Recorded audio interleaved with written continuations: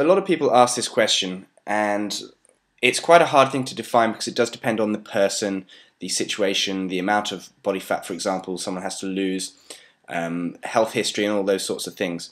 However, as a general guideline, excellent progress would be losing 0.5% to 1% of body fat every 2 to 4 weeks. So basically, if you were to be able to lose 1% of body fat every 4 weeks, every month, you'd be doing really, really awesomely, because obviously over a year, that's 12% of body fat, which is massive. It really, compared that to the amount of weight loss, that would be a massive amount of weight loss as well. So then if we were to look at muscle gain, that would be gaining 1 to 2 pounds of lean muscle every 2 to 4 weeks. So again, if you're able to gain 2 pounds of lean muscle every month, again, you're making excellent progress, because again, extrapolate that over a year, and that's 24 pounds of lean muscle, which is enormous, life-changing amounts. So if you feel like you aren't making this level of progress consistently, because that's an important thing to mention, that fat loss and muscle gain, for example, are never linear, so they never follow a very even graph. They tend to go into spurts. So 1 month your total weight may not go down, but your body fat has dropped. Then the following month, what you'll find is that your total weight goes down and your body fat doesn't drop quite as much. For some reason, I can't explain, and I've not been able to find the evidence to explain it, but I know from experience, and I know all of the trainers, we've all experienced the exact same thing. Weight loss and muscle gain, fat loss, they're never linear. So what we're talking about is, if you don't feel like you're making progress over a period of time consistently, then let one of us know, let one of the team know, as there's quite a few strategies we can use to get fat loss or muscle gain moving again. But just bear in mind that, like I said, progress is never linear. Now is a great time to talk about probably my favourite topic. Some of you may have heard me talk about it, and I know all the trainers, we all love to talk about it a lot, and that is the gap. Now, the gap is, like I say, something very close to my heart. The gap is that area we call where between your ideal body is, or your ideal life is, and to where you are actually now. Basically, to make goals in our life, we all have to have an ideal, something that we strive to, something we strive to obtain, something we look to the future with.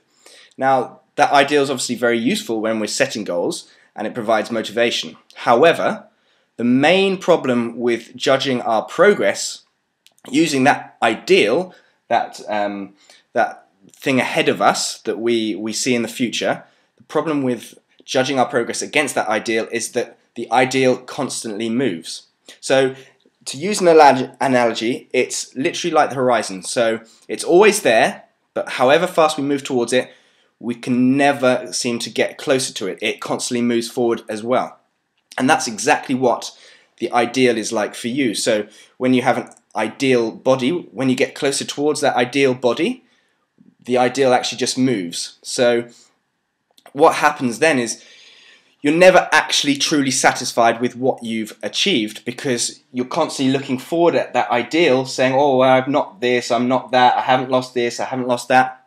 And I've had the experience of talking to people that have lost 2-3 stone, and that still, rather than talking about what they've achieved, they're looking at that ideal, oh yes, but I should lose 4 stone. And constantly looking at that ideal means that they're never actually happy with their progress. So what I really want to encourage you to do, and I've seen is a massive, massive change for people, is when they look behind at what they've achieved from where they've started. So I like to use an example, and that's Tony. Some of you may well know her. She's been a client for a long time now, and she's a great person to have around, and really positive the whole time. And she's a really great example of this. When she first joined the DVCC, she won't mind me saying this, she used to smoke and wasn't as healthy as she is now.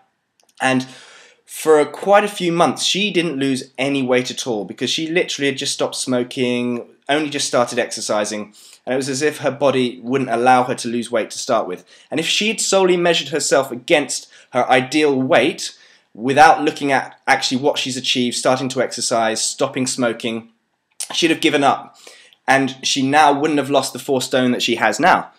And that's one of the major reasons to constantly be looking at where you've come and what you've achieved, so that you can not get into that position where you're thinking, oh, this is all hopeless, I haven't achieved anything, and you lose perspective of actually what you've achieved. So like I say with Tony, if she hadn't looked back, I think it was about 4 or 5 months before she started losing any weight. If she hadn't looked back at how far she'd come from stopping smoking, from starting to exercise properly, she would have stopped, and she wouldn't be in the position now where she is literally 4 stone lighter and so much healthier, and as she says, so much happier with her body and just her lifestyle in general. So progress doesn't have to be weight loss only, as I've just used with that example. If you weren't exercising at all and now you train twice a week, that's actually a massive improvement and demonstrates great progress. But if you have in your mind this ideal of training 4 or 5 times a week, and you're thinking, oh, but I'm only training twice a week, you're looking at that ideal of 4 or 5 times a week, you're not going to be satisfied, despite the fact that you're actually doing a lot more now than you were in the past. So I really want to urge you to look back at what you've achieved so far, look at where you've come, look at all the things that have happened and you've managed to do and managed to achieve, and look at progress, not perfection. So rather than looking ahead at that ideal to measure your progress, you look behind you and look where you've come to see how far you've come. So the motto really should be progress, not perfection. So to remember, look at the progress you've made, be it fitness, strength, weight loss, body fat loss, cutting down smoking, etc. So look at the progress you've made, and you're going to find that you're a lot more satisfied, and what happens is it remotivates you, and you're far more likely to carry on and achieve more and more because you're happy with where you are.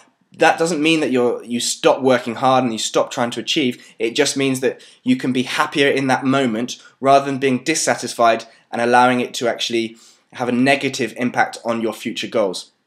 So I just want to close with reminding you it's progress, not perfection. Look behind you and look at what you've achieved, and think, and pat yourself on the back and say, well done, you've achieved a lot. So constantly be looking back at where you've come from to measure your progress. Remember, it's progress, not perfection. Thanks, and I'll see you next time.